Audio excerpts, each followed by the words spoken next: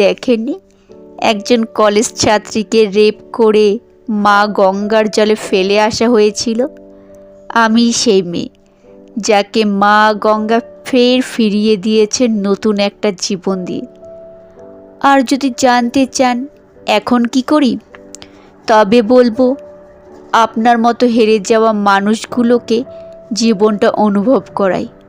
এবার আপনার ব্যাপার, আপনি কোনটা বেছে নেবেন, জীবন না মৃত্যু। আসলাম। শোভন তো অবাক হয়ে গেল এক মুহূর্তের জন্য।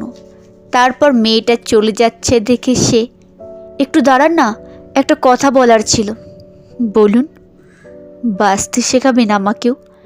মেয়েটা হাসি মুখে তার হাতটা বাড়িয়ে দিল শোভনের দিকে। শোভন তার হাতে হাত রেখে উঠে পড়ল। মেয়েটা তাকে বলল, এবার একবার চিৎকার করে বলুন, আমিও বাঁচতে চাই মা।